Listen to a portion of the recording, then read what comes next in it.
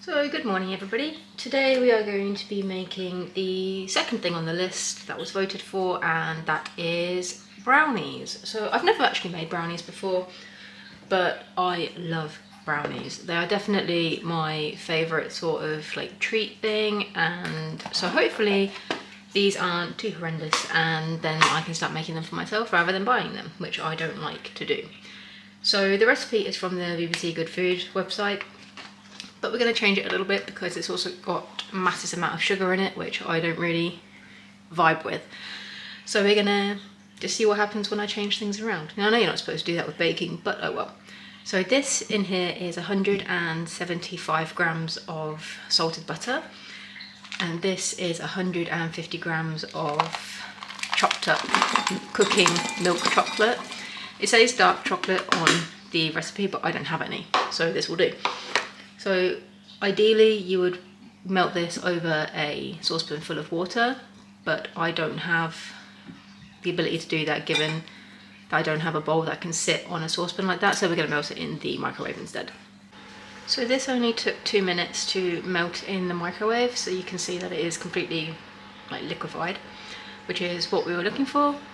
And so now we're going to leave it aside to cool down to room temperature, and we're going to get on to the next step. So what we have here is 85 grams of plain flour and 40 grams of cocoa powder, and we're going to mix these together. It says to sieve them together over a bowl, but I think mixing them with a fork will be good enough.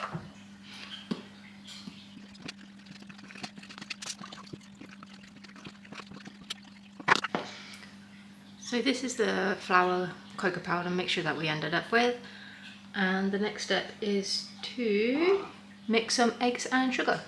So the next step, it says, is to mix 3 eggs with golden caster sugar, and the recipe calls for 275 grams of caster sugar, but I've decided to add 140 grams, which is roughly half. And so I've googled, and apparently if you add less sugar, then you end up with a less fudgy mixture at the end, but who knows?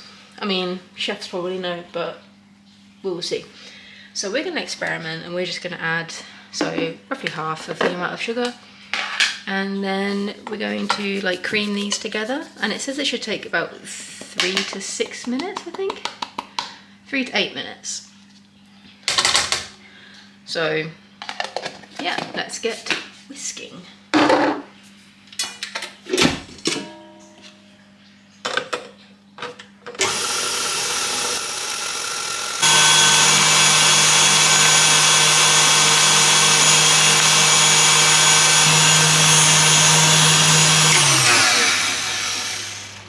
So this is what we've ended up with, and apparently when you know it's done, then it's doubled in size, which it clearly has, or when you lift up the whisk bit, it falls off for a couple of seconds.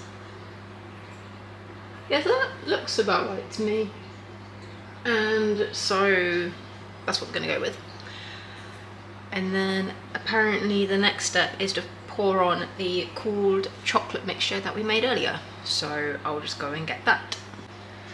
So this is the final result for the egg and sugar mixture.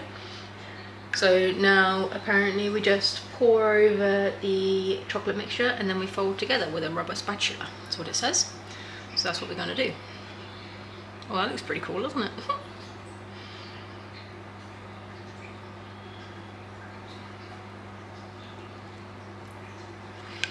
Okay, so we're going to scrape out the rest of this.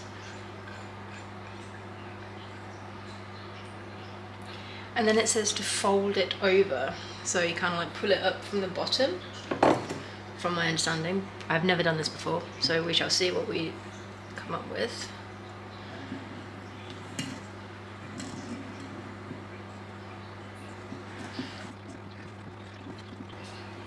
So it says that you want to combine the two mediums without knocking out all of the air.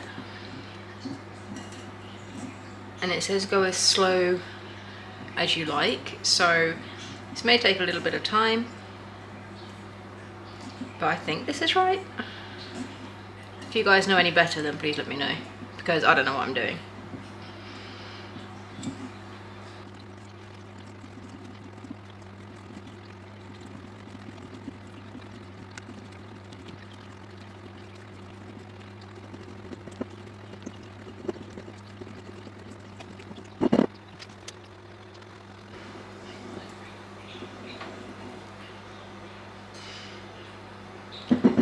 So I think this is done, and the next step is to sieve over the cocoa powder flour mixture.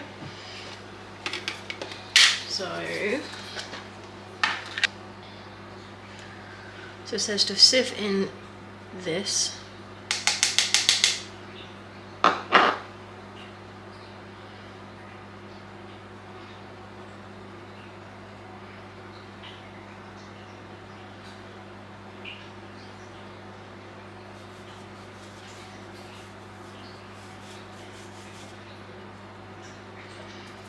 So that's the mixture sieved in. And so now we're going to fold it in like we did previously. And it says fold it in, and it looks gungy and fudgy. So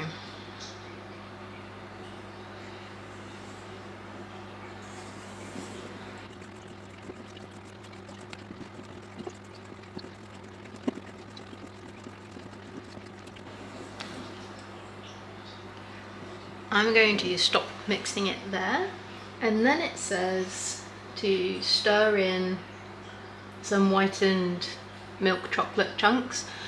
I don't have white chocolate chunks, but I have these, which we'll pour in and mix in.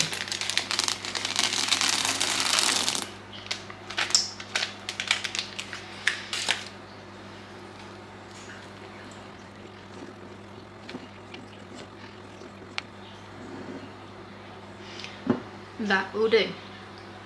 So, and then it says to pour it into your prepared pan. So I'm going to use this. Oh, it's a Le Creuset dish, and it says to use one that is 20 centimeters, but I don't have a 20 centimeter one, and this one is 23 centimeters, so it's close enough. And it might be a little bit thin due to how big the dish is, but we will make do. So we're just gonna pour it in.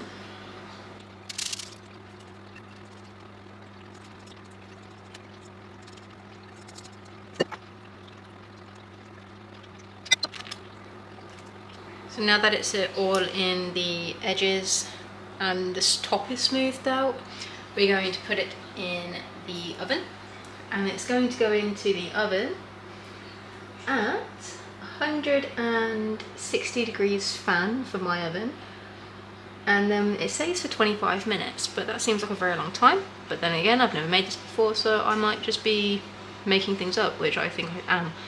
So we're going to put it in, put on a timer, but keep an eye on it, and go from there.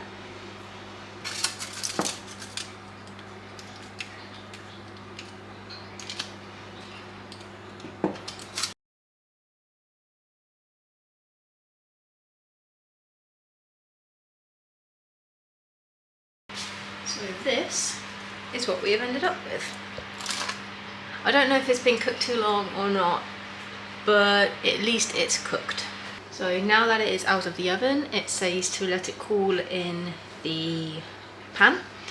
And so I will do that, and then once it's cool enough, I'll take it out of the dish, put it on a wire cooling rack so it can cool a little bit more, and then cut it. So we'll give it a try when it's done and cool enough, but it looks pretty nice, so that's a good start. So we'll be back when it is cooled. So now that it has cooled, it is Still a little bit warm, but it's not like hot or anything like that. We're gonna pick it out and put it on here.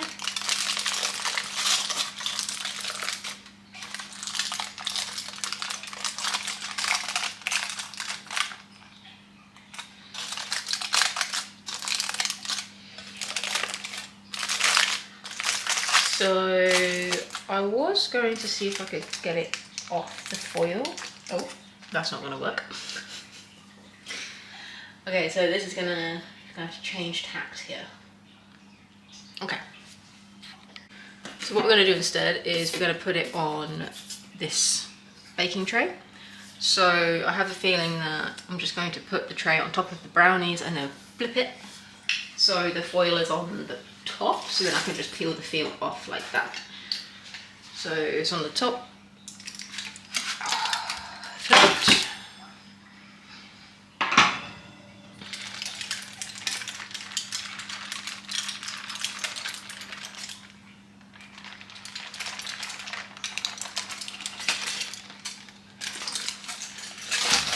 There we go.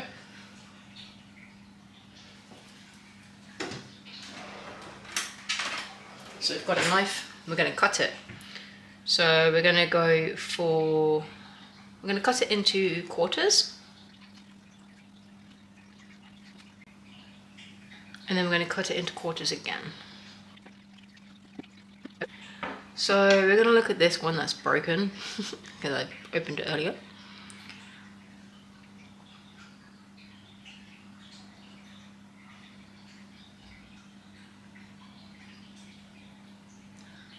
So it smells lovely.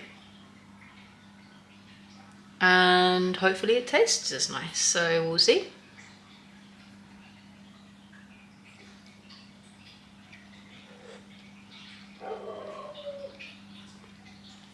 So I think they're very nice. They've got that kind of fudgy kind of texture to them, so all that additional sugar wasn't necessary. They taste just like brownies, and I think they definitely would have been too sweet had I added double the amount of sugar.